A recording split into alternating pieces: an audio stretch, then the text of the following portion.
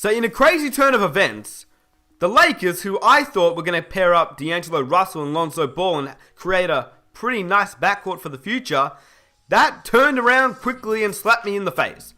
In this video, we're going to break down the D'Angelo Russell trade and why the Lakers' path to Paul George and even LeBron James is a very strong possibility. Now, Los Angeles, well, it didn't take very long for the Lakers' new front office to implement significant changes. I mean, they literally just got Brook Lopez, who is a really nice veteran center.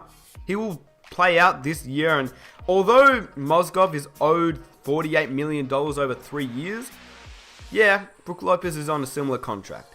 But Brook Lopez, well, he's only on his final year on his contract, which means that the Lakers are going to get rid of him anyway, in the end. And he can play for the Lakers this year and just do some work. I mean, it's better than the Nets, right? So, Lopez is on this year's team. But next year, by 2018, he doesn't even have to be a member of the Los Angeles Lakers. So for the Lakers, this deal, I know that you lose D'Angelo Russell. In the short term, this may be a better deal for the Lakers, but in the long term, it may be a better deal for the Brooklyn Nets, if you know what I mean. I don't know. It really depends on how good D'Angelo Russell is, because I think, personally, that D'Angelo Russell is actually a really good player. I do think he is a really good player. I think he will take time to develop, and I think Brooklyn will give him the perfect opportunity just to showcase what he can do. He won't do anything wrong. The Nets are in a horrible situation. They don't have anything for the future, and this is their piece for the future. As for the Lakers, well, getting Brook Lopez, that's a decent center. And what it also means, and this is why they made the trade, is the Lakers now have their 2018 free agent class and their priorities set.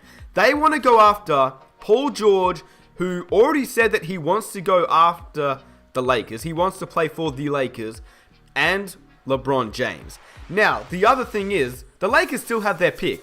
They will still draft either Lonzo Ball, who I think they're going to draft, or someone like De'Aaron Fox. It really depends who you guys think, but I think they will go after Lonzo Ball. So let's say Lonzo Ball comes this year. He gets to play with Brook Lopez, Julius Randle, Brandon Ingram, Jordan Clarkson. Like, that is a serious young team, plus the addition of Brook Lopez, who is still a really, really good center in this league. Now, then, by 2018, the Lakers have so many different assets. They can trade away Jordan Clarkson. They can trade away or just let go of Brook Lopez. They probably wouldn't trade away Brook Lopez. They just let him go and walk in free agency. But they do have the cap space. The only thing is, I think if the Lakers really want to push hard for LeBron, hard for any other free agent in that 2018 draft class, in the 2018 free agent class, they do need to get rid of Luol Deng as quickly as possible. And I think if you're the Lakers, you will just trade away Luol Deng for a second round pick. I know that he may be worth more than a second round pick, but Luol Deng, he still is on that $54 million contract over 3 years. So I think, if you're the Lakers, you just got to get rid of him. And some team will want Deng. I promise you that. Some team will want Deng for a second round pick. I think the Lakers won't have any trouble getting rid of Deng for that. So once they get rid of Deng, I think all the Lakers need to do is just prepare themselves. And they have done really well. They will draft a top 3 pick, obviously, in this year's draft. In my opinion, Lonzo Ball. Then they'll have Jordan Clarkson, who's on a pretty decent contract compared to how much players are getting paid in the new CBA. Then you got Brandon Ingram, still on that little contract. You got Julius Randle, a beast. I'm a huge fan of Julius Randle. I think he just does the dirty work. He'll get your rebounds and a couple points here and there. And I think that Brook Lopez, well, he will just leave by the time Paul George comes. So that kind of frees up a little bit of cap space there, or just it frees up a little bit of cap space for another player as well as Paul George in 2018. And this is where I want to get into it, because one player that is projected to possibly leave the Cleveland Cavaliers is LeBron James. And the reason I think that LeBron James could go to LA, and I have talked about this before, but I will mention it again in this video, is that LeBron James doesn't have anything more to prove in Cleveland. LeBron James has promised his championship to Cleveland, and he got there. The Cleveland Cavaliers will not be good enough to beat the Golden State Warriors if they don't add pieces. And to be honest, at this point, I really don't know if they're going to be able to add pieces. I know they're trying to go after Jimmy Butler. I know they're trying to go after Paul George. But really, Paul George, he will only be a Cleveland Cavalier for a 1-year rental, and possibly that could also be said about Jimmy Butler, right?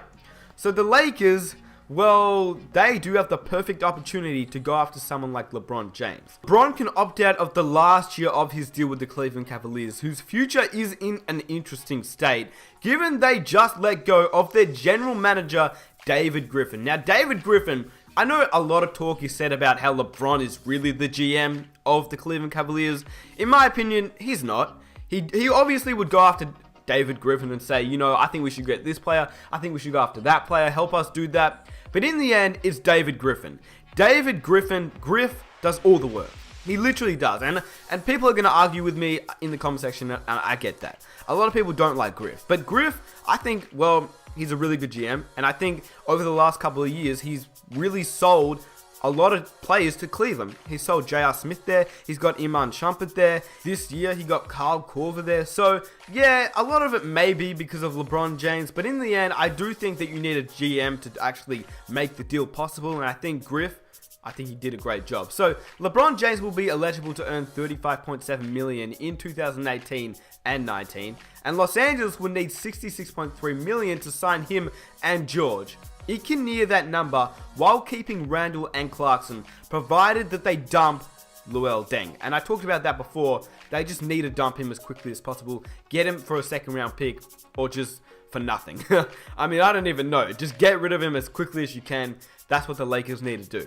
Should the Lakers trade for Paul George by sending Clarkson and the number 27 and 28 pick to the Pacers, which is a possibility. For those that don't know, that is a rumor that has come up, that the Lakers actually trade away Clarkson and the number 27 and 28 pick to the Lakers.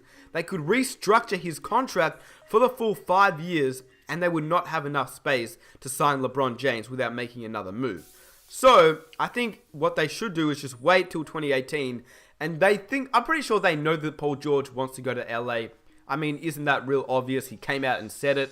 But once again, a lot of things can change in the NBA, so you really don't know what's going to happen. But I think the Lakers, they're in a great situation. So going back on the D'Angelo Russell trade, yeah, in the long term, it may be a letdown for the Lakers. Because the Lakers, well, D'Angelo Russell, he seems like a really, really good player for the future. As for Brooklyn, it's a really good trade for them. I think Brooklyn, in a way, they win the trade. But the Lakers also win a trade in a way as well, because they get rid of Timothy Mozgov's huge contract, and with that, they will be in the running to go after Paul George and another 2018 free agent. And I have said it before, but LeBron James, he is the guy. And the reason I think LeBron James is because, well, number one, he has a house in Los Angeles. Number two, his wife wants to live in Los Angeles.